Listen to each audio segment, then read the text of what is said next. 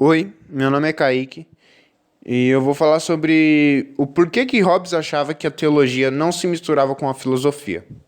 Bom, para Hobbes a filosofia não se misturava com a teologia por conta de que a filosofia trabalhava com fatos, juntamente da ciência, que também trabalha com fatos. Ele diz que a ciência e a filosofia andavam de mão dadas, pois elas trabalhavam para conseguir conhecimento sobre a existência e origem das coisas. Já a teologia, ela trabalha em cima de divindades, da existência de Deus e de tudo que é divino, em cima da fé. E essas coisas não se batem, por conta que a existência de um Deus, mesmo que você possa acreditar nela, ela é muito vaga, pois não tem nenhum vestígio e nenhuma prova disso. E a filosofia e a ciência trabalham em cima de provas, de fatos que já existiram. Por exemplo, os dinossauros. Os dinossauros já existiram. Você pode dizer isso. Mas o que tem por trás dessa sua fala? Os ossos já foram achados, arqueólogos já acharam ossos, já provaram DNA e até já foram criadas teorias e DNAs que, em comparação com animais já existentes hoje, bate um pouco com o do dinossauro. Ou seja, existe um fato por trás da sua fala. Agora, se você vira e fala que Deus existe, como você pode provar isso? Isso não pode ser provado. Não em cima dos critérios usados pela filosofia e pela ciência. Por isso, ambas as partes não se misturam. Isso dentro da filosofia de Hobbes. Olá, meu nome é Ana Beatriz e vou falar sobre a ideia de Hobbes, sobre o humano não ser o único animal racional. Para Hobbes, os animais também são racionais, pois eles conseguem prever o futuro conforme as suas experiências passadas. Mas o humano é muito mais evoluído em questão de prever o futuro baseado nas suas experiências, pois nós conseguimos alterar o futuro de uma forma que os animais não conseguem, pois nós temos uma capacidade de cálculos e de decisões que alteram o futuro. Olá, eu sou Matheus de Jesus Nascimento, segunda ADM Tec Tarde, e hoje iremos falar sobre a definição da filosofia de Hobbes como corpórea e mecanicista. Então, vamos lá. Primeiro, vamos começar com a definição de corpórea.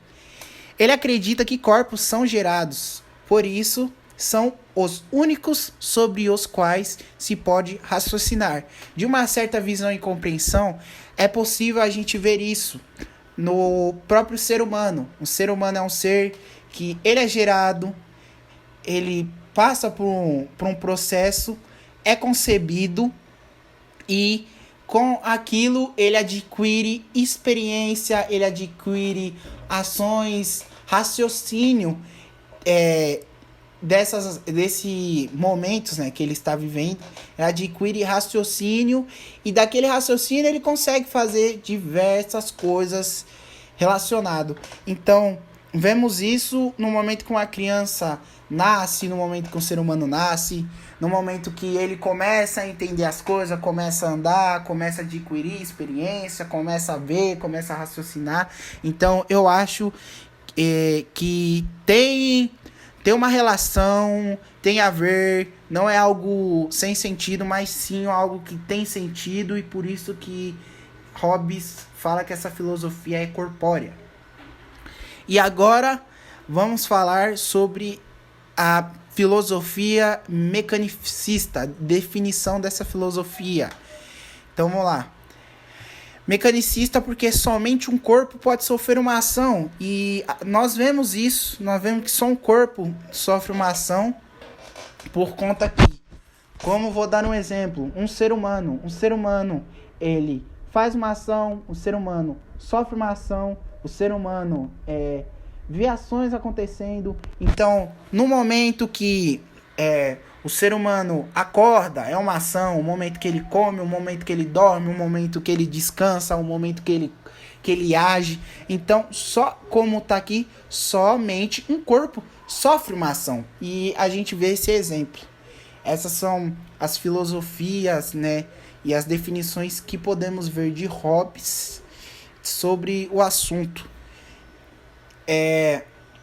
Ficou bem explicadinho e eu espero que vocês tenham gostado. Com as palavras de Hobbes, o estado em que esses indivíduos vivem não é algo natural, mas sim artificial, criado por esses indivíduos para alcançar da melhor forma seus objetivos egoístas. O homem tende a sempre colocar alguém para representá-lo. Porém, isso se baseia na ideia de que o ser humano precisa de outro ser humano para lhe aplicar a justiça quando o próprio.